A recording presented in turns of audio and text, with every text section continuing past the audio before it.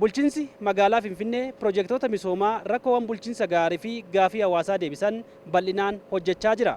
Piroojektonni kunneen qulqullina olaanaa fi saffisaan yeroo jedhame keessatti xumuramanii tajaajila hawaasaatiif akka qaqqabaniif sagantaa 7/24 jechuun guyyoota torbanii hunda sa'aatii 24 hojjetamanii akka xumuran hojiirra oolchee erga labsee oolee bubbuleera. Koreen dhaabbii misooma magaalaa eegumsa naannoo fi ijaarsaa bulchiinsa magaalichaas sagantaa kanaan sadarkaa ijaarsi waajjira bulchiinsaa kutaa magaalaa Lidataa fi hospitaalli waliigalaa Kolfee irra jiru daawwateera.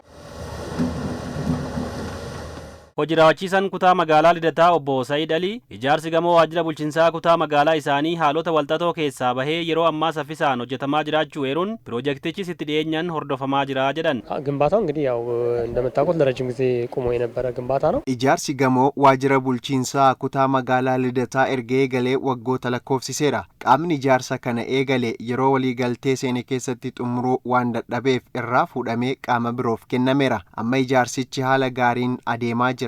Akka bulchiinsa kutaa magaalichaattis qulqullina isaa sa'aa 24 fi itti dhiheenyaan hordofaa jirra. Rakkoon akka tasaa yoo uumames biiroo ijaarsaa fi diizaayinii magaalaa Finfinnee waliin ta'uun akka furamuuf hojjechaa jirra. Kontiraaktaroonni ijaarsa piroojeektii waajjira bulchiinsaa kutaa magaalaa Lidataa fi hospitaala waliigalaa Kolfee fudhachuun hojjechaa jiran sa'aatii 24 hojjechuu isaaniin jijjiiramni jiraachuu himuun piroojektota kanneen yeroo jedhame keessatti xumuruun tajaajilaaf qaqqabsiisuuf hojjechaa jiraachuu dubbataniiru.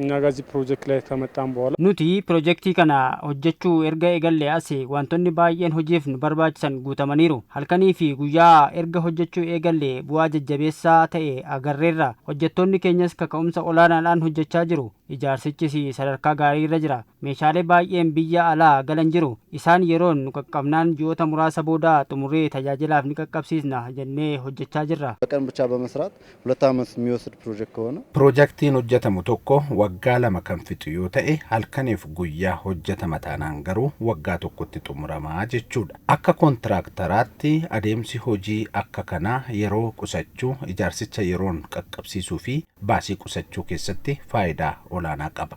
Hojii kanaaf guyyaa hojjetaa 600 haga 700 hojjisiisaa jirra. Halkan hojjetaa haga 200 ni hojjisiisna. Hojiileen guyyaa hojjetamanii fi halkan hojjetamanis garaagara. Sababa kanaan ijaarsi piroojeektii keenyas ariifachaa jira. Obbo Taaddasaa Gabree miseensa mana maree bulchiinsa magaalaa Finfinnee yoo ta'an daawwannaa taasisaniin piroojeektoonni misoomaa kunneen yeroo jedhamanitti xumuramuuf sa'aatii 24 hojjetamaa kan jiran ta'uu dhugoomuun gama isaaniin yoomiyyuu taanan waadaa uummataaf galan milkeessuuf kan hojjetan ta'uu himaniiru.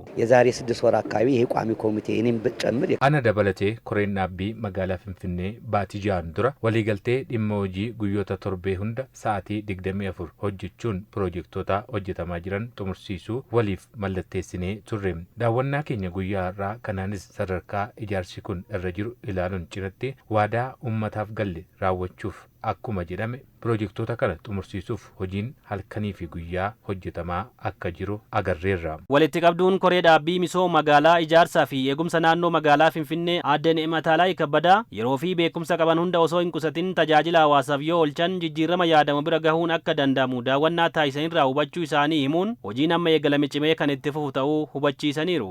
ከቅርብ ጊዜ ወዲህ ከተማ አስተዳደሩ በልዩ ሁኔታ በተለይ ፕሮጀክቶች አካባቢ yeroo dhiyoo asitti bulchiinsi magaalaa karaa adda ta'een raawwii piroojektootaa hordofuuf guyyoota torbanii hunda sa'aatii 24 hojjechuuf waadaa uummataaf seenee turuun isaa ni yaadatama.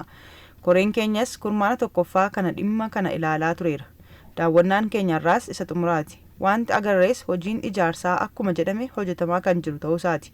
Baay'een isaaniis xumuramanii tajaajila kennuu eegalaniiru. Piroojeektiin ijaarsa gamoo waajjira bulchiinsa kutaa magaalaa Lidataa rakkoo walxaxaa keessaa bahee ijaarsi isaa sadarkaa gaariin adeemaa jiraachuu ilaalleerra. Hospitaalli waliigalaa Kolfees akkasuma yoo hojjenne jijjiiramni dhufuu akka danda'us agarreerra. Akka koree dhaabbiittis waadaa uummataaf seennee hojjechaa hojiin amma eegalle kun cimee kan itti fufu ta'uu isaa ibsuun barbaada.